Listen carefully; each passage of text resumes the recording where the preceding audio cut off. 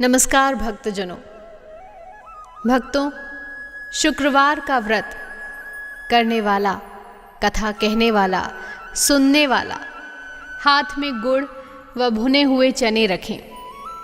सुनने वाले संतोषी माता की जय, संतोषी माता की जय, इस प्रकार जय जयकार मुख से बोलते जाएं।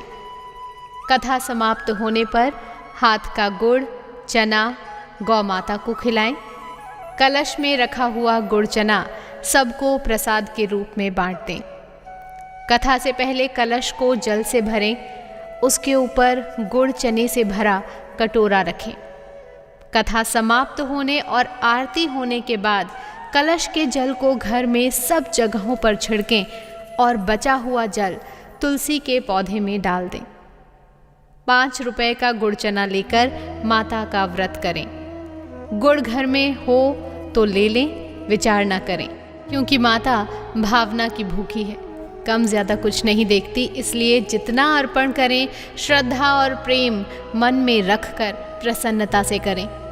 व्रत के उद्यापन में 2.5 सेर खाजा, मोमनदार पूड़ी, खीर, चने का साग नैवेद्य रखें। घी का दीपक जलाकर संतोषी माता की जय जयकार बोल नारियल फोड़ें। इस दिन घर में कोई खटाई न खाए और ना आप खाएं। इस दिन 8 लड़कों को भोजन कराएं। देवर जेठ घर कुटुंब के लड़के मिलते हों तो दूसरों को नहीं बुलाएं। कुटुंब में ना मिलें तो ब्राह्मण के, रिश्तेदारों के या पड़ोसियों के लड़कों को बुला सकते हैं। उन्हें खटाई की कोई वस्तु ना दें तथा भोजन कराकर यथाशक्ति दक्षिणा दे दें। नकद पैसा ना दें, कोई वस्तु दक्षिणा में दें। व्रत करने वाला कथा सुन प्रसाद ले, एक समय भोजन करे। इस तरह से माता अत्यंत खुश होंगी और दुख दरिद्रता दूर कर आपकी सभी मनोकामनाएं पूरी करेंगी। आइए श्रवण करते हैं शुक्रवार व्रत की कथा का। भक्तों, एक बुढ़िया थी और उसके 7 पुत्र थे। 6 कमाने वाले थे, एक निकम्मा था। बुढ़िया माँ 6 पुत्रों को रसोई बनाती, भोजन बनाती और बाद में जो कुछ भी बच जाता सो 7वें को दे दिया करती थी। परंतु वह बड़ा ही भोला भाला था, मन में कुछ विचार न करता था। एक दिन अपनी बहू से बोला, देखो मेरी माता का मुझ पर कितना प्यार है। वह बोली, क्यों नहीं, सबका जूठा बचा हुआ तुमको खिलाती है। वह बोला, भला ऐसा भी कभी हो सकता है? मैं जब से अपनी आंखों से न देखूं मान नहीं सकता। बहू ने हंसकर कहा, तुम देख लोगे तो भी नहीं मानोगे। कुछ दिन बाद बड़ा त्योहार आया। घर में 7 प्रकार के भोजन और चूरमा के लड्डू बने। वह जांचने को सिर दर्द का बहाना कर पतला कपड़ा सिर पर ओढ़कर रसोई घर में सो गया और कपड़े में से सब कुछ देखता रहा। 6 भाई भोजन करने आए। उसने देखा माँ ने उनके लिए सुंदर सुंदर आसन बिछाए हैं, 7 प्रकार की रसोई परोसी हैं। वह आग्रह करके उन्हें भोजन कराती है। वह देखता रहा। 6 भाई भोजन कर उठे। तब माता ने उनकी जूठी थालियों में से लड्डुओं के टुकड़ों को उठाया और एक लड्डू बनाया। जूठन साफ कर बुढ़िया माँ ने पुकारा, उठो बेटा, 6 भाई भोजन कर गए, अब तू ही बाकी है, उठ ना, कब खाएगा? वह कहने लगा, माँ मुझे भोजन नहीं करना, मैं परदेश जा रहा हूँ। माता ने कहा, कल जाता हो तो आज ही जा। वह बोला, हाँ हाँ आज ही जा रहा हूँ। यह कहकर वह घर से निकल गया। चलते समय बहू की याद आई। वह गौशाला में कपड़े धो रही थी। वहीं जाकर उससे बोला, हम जावे परदेस को आवेंगे कुछ काल, तुम रहियो संतोष से धर्म आपनो पाल। वह बोली, जाओ पिया आनंद से हमरू सोच हटाए, राम भरोसे हम रहें, ईश्वर तुम्हें सहाय। देख निशानी आपनी, देख धरूं मैं धीर, सुधी हमरी मति बिसारियो, रखियो मन गंभीर। वह बोला, मेरे पास तो कुछ नहीं, यह अंगूठी है, तू रख ले और अपनी कुछ निशानी मुझे दे। वह बोली, मेरे पास क्या है, यह गोबर भरा हाथ है। यह कहकर उसने उसकी पीठ पर गोबर के हाथ की थाप मार दी। वह चल दिया। चलते चलते दूर देश में पहुंचा। वहां पर एक साहूकार की दुकान थी। वहां जाकर कहने लगा, भाई मुझे नौकरी पर रख लो। साहूकार को जरूरत थी, बोला रह जा। लड़के ने पूछा, तनख्वाह क्या दोगे? साहूकार ने कहा, काम देखकर काम मिलेंगे। साहूकार के यहां नौकरी मिली। वह सवेरे 7 बजे से देर रात तक नौकरी करने लगा। कुछ दिनों में दुकान का सारा लेन देन, हिसाब किताब, ग्राहकों को माल बेचना, सारा काम वह करने लगा। साहूकार के 7 से 8 नौकर थे। वे सब चक्कर खाने लगे कि यह तो बहुत होशियार बन गया है। सेठ ने भी काम देखा और 3 महीने में आधे मुनाफे का साझीदार बना लिया। वह 12 वर्ष में ही नामी सेठ बन गया और मालिक सारा कारोबार उस पर छोड़कर बाहर चला गया। अब बहू पर क्या बीती वो सुनो। सास ससुर उसे दुख देने लगे। सारी गृहस्थी का काम करके उसे लकड़ी लेने जंगल में भेजते। इस बीच घर की रोटियों के आटे से जो भूसी निकलती, उसकी रोटी बनाकर रखती जाती और फूटे नारियल के खोपरे में पानी। इस तरह दिन बीतते रहे। एक दिन वह लकड़ी लेने जा रही थी कि रास्ते में बहुत सी स्त्रियां संतोषी माता का व्रत करती दिखाई दी।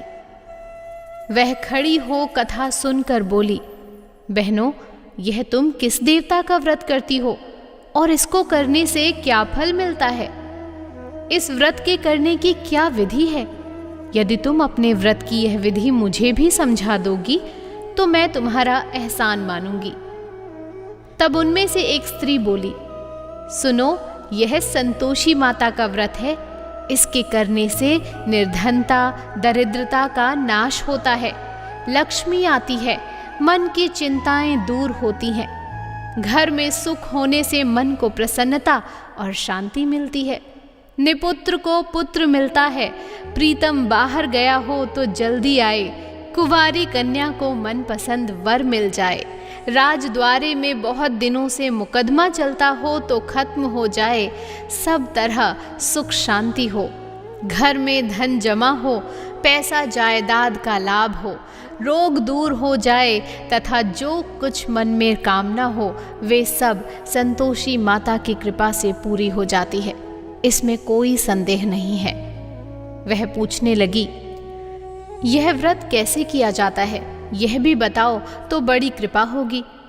स्त्री कहने लगी, 1.25 रुपए का गुड़ चना लेना, इच्छा हो तो 5.25 रुपए का लेना, 11.25 रुपए का भी ले सकते हो यदि सहूलियत हो। श्रद्धा और प्रेम से जितना बन सके मंगवा लेना। रुपए से 5.25 रुपए तथा इससे भी ज्यादा और भक्ति अनुसार लें। हर शुक्रवार को निराहार रह कथा कहना सुनना, इसके बीच क्रम टूटे नहीं, लगातार नियम का पालन करना। सुनने वाला कोई ना मिले तो घी का दीपक जला उसके आगे जल के पात्र को रख कथा कहना, परंतु नियम न टूटे। जब तक कार्य सिद्ध न हो नियम पालन करना, जब कार्य सिद्ध हो जाए तभी व्रत का उद्यापन करना। 3 मास में माता अवश्य फल देती है। यदि किसी के खोटे ग्रह हों तो भी माता 1 वर्ष में अवश्य कार्य को सिद्ध कर देती है। कार्य सिद्ध होते ही उद्यापन करें, बीच में नहीं। उद्यापन में 2.5 सेर आटे का खाजा तथा इसी परिमाण में खीर तथा चने का साग रखना चाहिए। 8 लड़कों को भोजन कराना, जहाँ तक मिले देवर जेठ, भाई बंधु, कुटुंब के लड़के लेना, ना मिले तो रिश्तेदारों और पड़ोसियों के लड़के बुलाना उन्हें भोजन कराना, यथाशक्ति दक्षिणा दे माता का व्रत श्रद्धा पूर्वक पूरा करना। उस दिन घर में कोई खटाई न खाए, यह सुनकर बुढ़िया के लड़के की बहू चल दी। रास्ते में लकड़ी को बेच दिया और उन पैसों से गुड़ चना ले माता के व्रत की तैयारी कर आगे चली और सामने मंदिर देख पूछने लगी, यह मंदिर किसका है? सब कहने लगे, संतोषी माता का मंदिर है।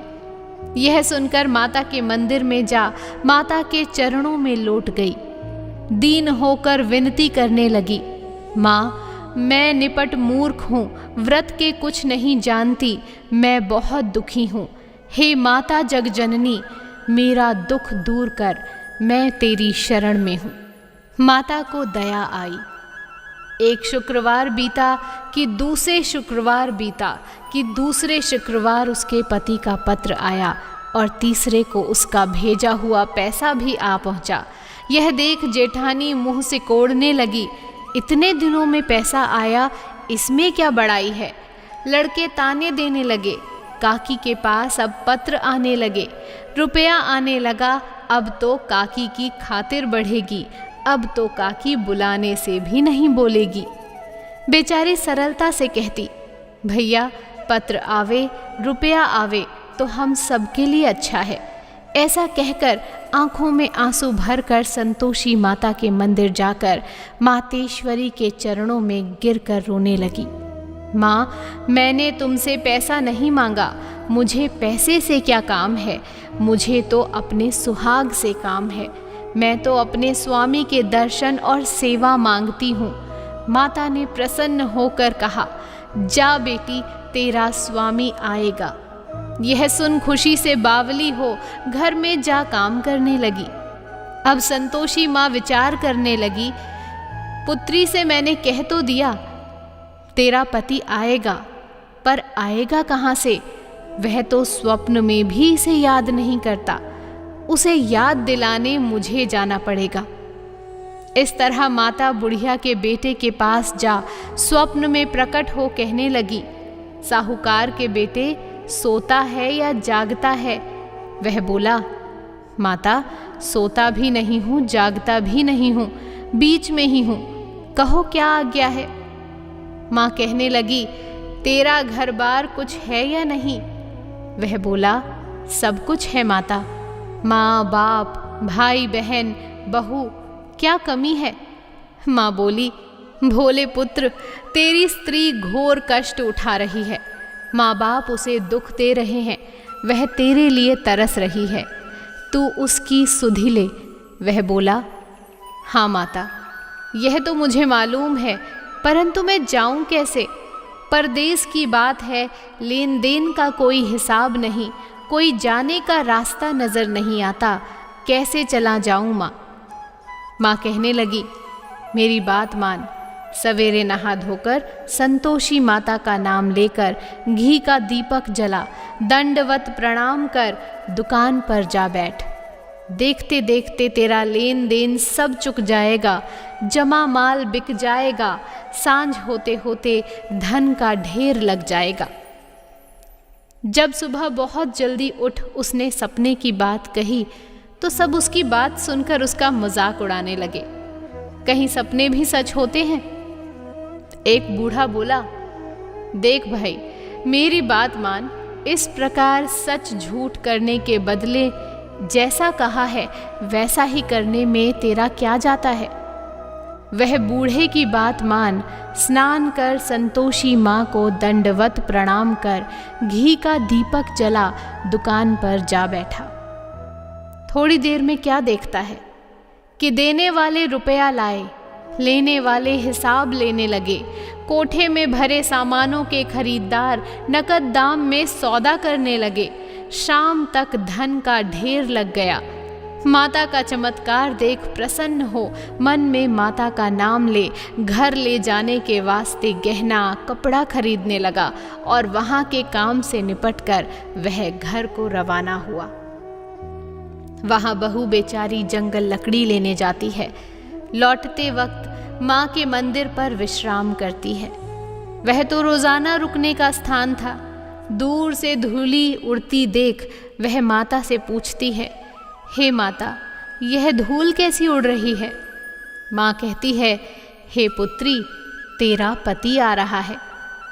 अब तू ऐसा कर, लकड़ियों के 3 बोझ बना ले, एक नदी किनारे रख, दूसरा मेरे मंदिर पर और तीसरा अपने सर पर। मेरे को लकड़ी का गट्ठा देखकर मोह पैदा होगा। वह रुकेगा, नाश्ता पानी बना खाकर माँ से मिलने जाएगा। तब तू लकड़ियों का बोझ उठाकर घर जा और बीच चौक में गट्ठा डालकर 3 आवाज़ ज़ोर से लगाना, लो सासू जी, लकड़ियों का गट्ठा लो, भूसी की रोटी दो और नारियल के खोपरे में पानी दो। आज कौन मेहमान आया है? माँ की बात सुन, बहुत अच्छा माता, कहकर प्रसन्न हो लकड़ियों के 3 गट्ठे ले आई। एक नदी तट पर, एक माता के मंदिर पर रखा। इतने में ही एक मुसाफिर आ पहुंचा। सूखी लकड़ी देख उसकी इच्छा हुई कि अब यहीं विश्राम करें, और भोजन बना खाकर विश्राम कर वह गांव को गया। सबसे प्रेम से मिला। उस समय बहू सिर पर लकड़ी का गट्ठा लिए आई। लकड़ी का भारी बोझ आंगन में डाल जोर से 3 आवाज़ देती है, लो सासू जी, लकड़ी का गट्ठा लो, भूसी की रोटी दो, नारियल के खोपरे में पानी दो। आज मेहमान कौन आया है? यह सुनकर सास बाहर आई।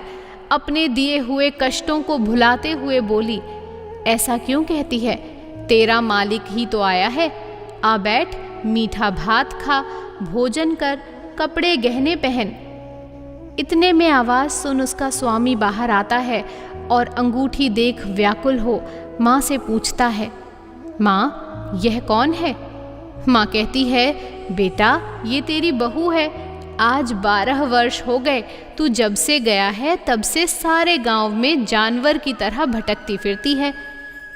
काम काज घर का कुछ नहीं करती। 4 समय आकर खा जाती है। अब तुझे देखकर भूसी की रोटी और नारियल के खोपरे में पानी मांगती है।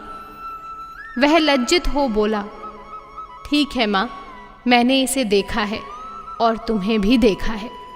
अब मुझे दूसरे घर की चाबी दो, मैं उसमें रहूँगा।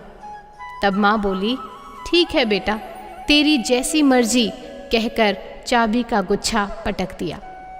उसने दूसरे कमरे की चाबी ली, अपना सारा सामान जमाया।